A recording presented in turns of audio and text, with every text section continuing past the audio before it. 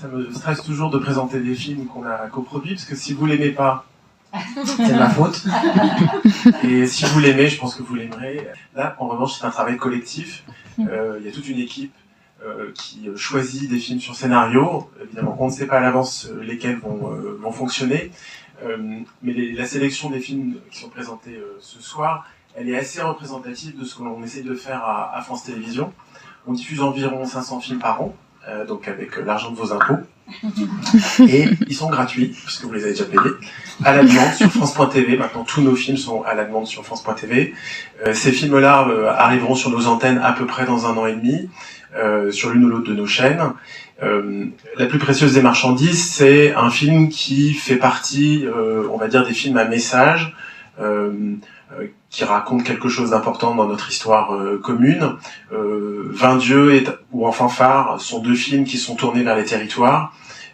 On essaye à France Télévisions de ne pas être parisien dans notre rapport au cinéma. C'est pas forcément une démarche simple. Faut savoir que la profession du cinéma, les producteurs sont principalement en Île-de-France, principalement à Paris, principalement rive droite. Et donc, nous, on se fixe des quotas, littéralement, des objectifs de films qui ne traitent pas de l'Île-de-France, qui ne traitent pas de Paris, qui sont ouverts vers la diversité géographique, sociale, ethnoculturelle du pays, pour être le plus représentatif possible. Et 20 dieux, comme En fanfare, dans des registres très différents, sont assez illustratifs de cette démarche. L'autre point que je voulais évoquer auprès de vous, c'est qu'on ne sait jamais comment un film va être accueilli par le public. Là, on vous présente des films qui ont eu à la fois une reconnaissance critique et une reconnaissance publique. On a des films qui sont adorés par la critique et quand on les diffuse, personne ne les regarde. Donc, je vais pas passer vous le mot, mais regardez-les parce que ces films-là, on en a besoin aussi. On est dans une logique de l'offre. En fait, nous, on n'essaye pas de faire des films qui marchent. On essaie de faire des films qui vont amener quelque chose dans l'histoire du cinéma, grand public ou cinéphile, à peu près pour tous les goûts. Michel évoquera la puissance des émissions. Le service public, par rapport au cinéma, n'essaye pas de faire que des blockbusters. Ça nous arrive de temps en temps d'investir sur des films très très chers.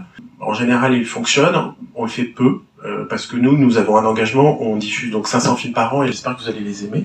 Enfin, vous forcez pas, hein, mais normalement, c'est deux salles, 2 ambiances. Le premier film est très très émouvant, le deuxième aussi, mais dans un registre complètement différent. Et les deux, personnellement, m'ont marqué l'année dernière. Voilà, profitez-en. Merci Manuel. Dire d'abord que c'est un plaisir de travailler avec le monsieur qui vient de parler. On fait beaucoup de choses ensemble. D'abord, la conquête du Festival de Cannes, parce que quand on est arrivé il y a 10 ans avec l'équipe de Delphine Ernotte, c'était Canal, le partenaire officiel de Cannes, et la citadelle semblait imprenable. On a fait un premier assaut, ça les gens ne le savent pas trop, bon, qui n'a pas été couronné d'essai, mais on avait quand même marqué, repéré le terrain, et la deuxième tentative fut la bonne. C'est très important d'être à Cannes parce que ça permet d'offrir quelque chose qui est évidemment glamour, évidemment les paillettes, le tapis rouge, mais c'est pas seulement ça. C'est le premier marché mondial du film. C'est l'événement couvert par la presse internationale, le 3e après les Jeux Olympiques et la Coupe du Monde, donc le premier événement culturel. Que le service public soit là pour rendre accessible au plus grand nombre un événement qui est marqué un peu happy few, même s'il y a plusieurs milliers de personnes qui y sont, je crois que ça fait partie de ces missions. C'est pour ça qu'on descend beaucoup d'émissions, et c'est aussi pour ça que tout au long de l'année, on offre une proposition cinématographique en liaison avec notre multiplex de salles. France 2 doit faire de l'audience parce que c'est la chaîne amirale du groupe. France 3 doit porter un accent particulier aux régions.